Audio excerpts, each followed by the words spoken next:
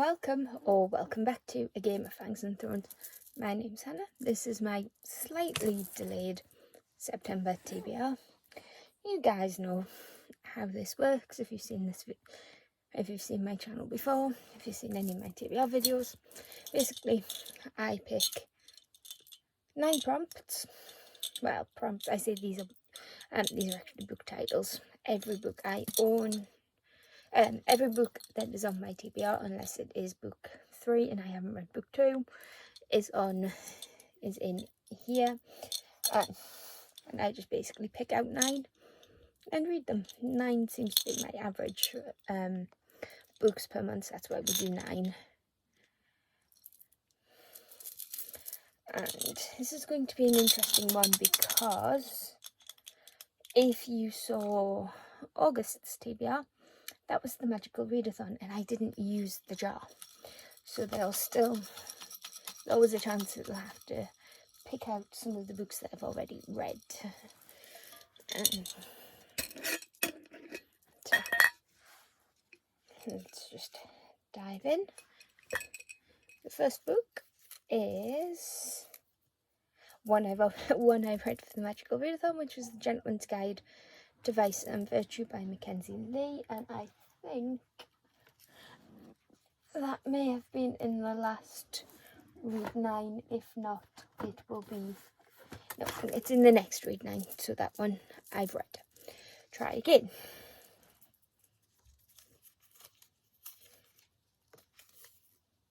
Assassin's Quest by Robin Hobb, which is the third in the Realm of the Elden Ring series, the sequel to the Farseer trilogy. That's a Kindle book. Assassin's Quest by Robin Hobb. As I mentioned, this is the third in the Elden Ring series. This is the conclusion to the Farseer trilogy, which follows Fitz, who is the royal bastard being trained as the royal assassin. And again, I can't talk too much about this one, with it being the third in a trilogy and the third in a series, but I am very intrigued to see what happened next. Book 2, Guild by Raven Kennedy. Guild by Raven Kennedy. This is the King Midas retelling. It's the arrogance of men to think so little of women, and it will be their downfall. This is the story of King Midas, or that's what we're always told. The Golden King with his palace of riches, and me, the girl he turned to gold. Upon the snowy mountains in the 6th kingdom of Aria, I'm locked away in Highbell Castle, away from the dangers of the world below. No one can get in, apart from him. King Midas rescued me from the streets. He gave me food, shelter, and his heart. I promised to love him forever. But when war comes to the kingdom, a deal is struck, and I am at the heart of the bargain. Everything I know starts to change. My love for Midas challenged, my trust broken. Suddenly I'm sent to travel between kingdoms to a future I no longer understand, and my spirit becomes truly tested. I'm always told this is his tale. Perhaps that is no longer the case. It's mine. This is the story of Orin. And this is the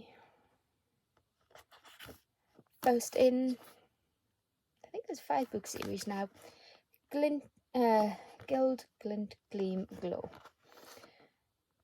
And yep, there is a trigger warning.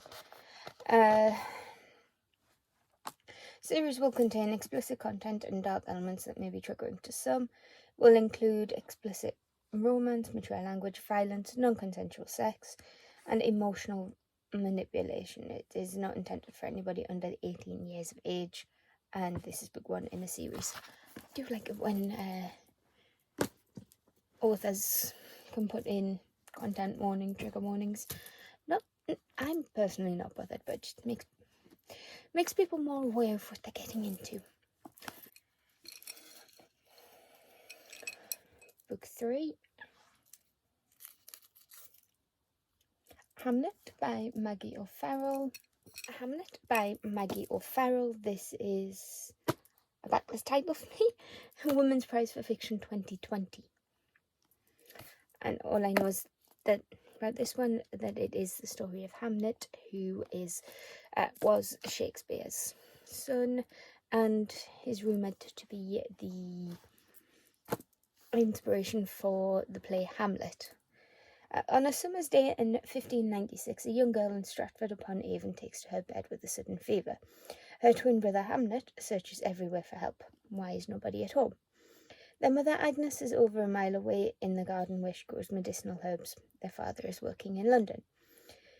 Neither parent knows that Hamlet will not survive the week. Hamlet is a novel inspired by the son of a famous playwright, a boy whose life has been all but forgotten, but whose name was given to one of the most celebrated plays ever written.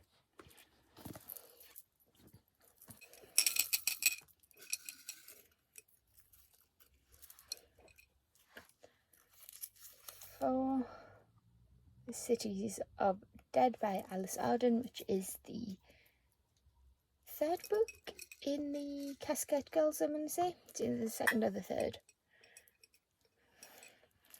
So, The Cities of Dead is book 3 in the Casket Girls series by Alice Arden. It's book 3 of 4. I'm reading this on Kindle Unlimited. Obviously, since it is the third in the series, I can't talk too much about it. But basically, in the first book, The Casket Girls, we follow Adele as she comes home to New Orleans and all hell has broken loose. There is a natural disaster which has flooded half of her city, so she ends up going to the posh side rather than the sort of more rundown side. And then, for reasons unbeknownst to her, things start happening. We have vampires, we have witches, we have voodoo style magic, as well as more Western English size. And I'm intrigued. It's been a while since I've read that one. The Devil and the Dark Water by Stuart Turton.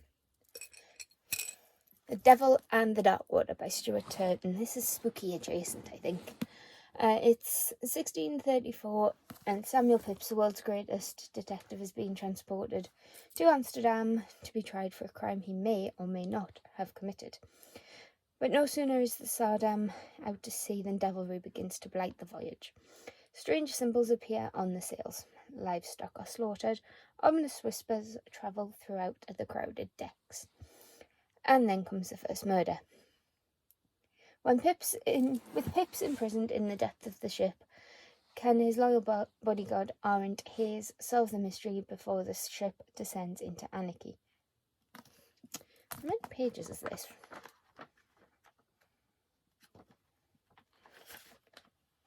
It is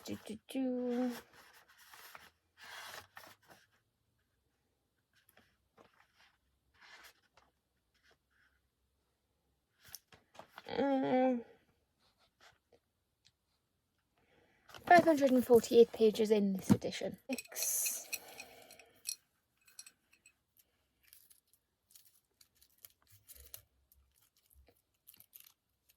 Is Divine by Mistake by PC Cast.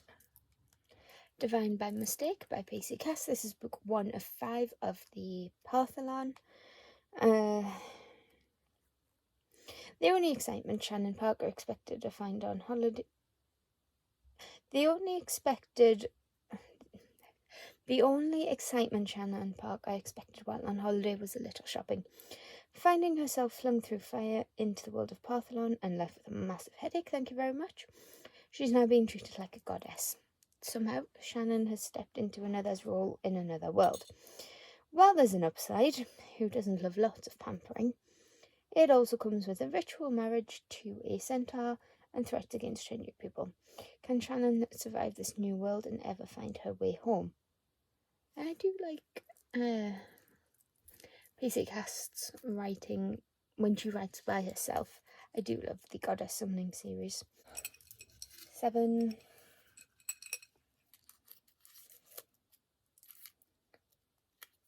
Between Ink and Shadows by Melissa Wright. Between Ink and Shadows by Melissa Wright.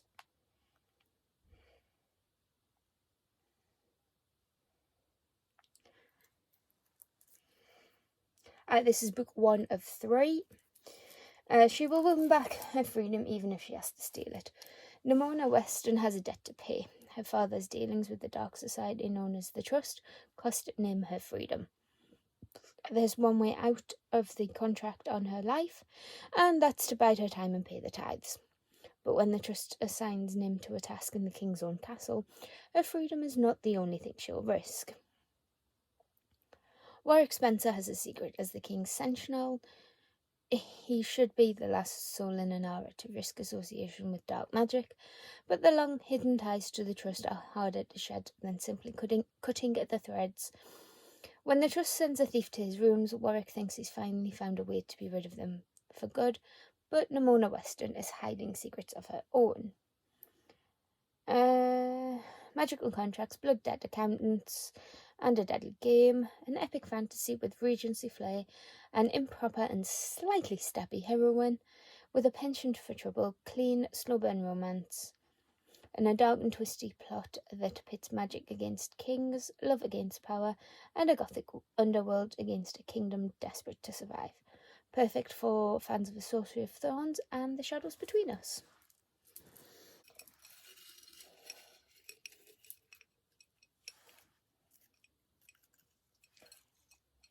8. Daisy Jones and the Six by Taylor Jenkins Reid. And Daisy Jones and the Six by Taylor Jenkins Reid. All I know about this one is this is the 70s music scene following Daisy Jones and her band. Everybody knows Daisy Jones and the Six. Their sound defined an era, their albums were on every turntable. They sold out arenas from coast to coast. Then, on 12th of July 1979, Daisy Jones walked barefoot onto the stage at the Whiskey, and it all came crashing down. Everyone was there, everyone remembers it differently. Nobody knew why they split until now, and I believe... Yes, this one is told in interview style, and I'm very intrigued. Heard good things about this one. Last but not least, if I can grab one.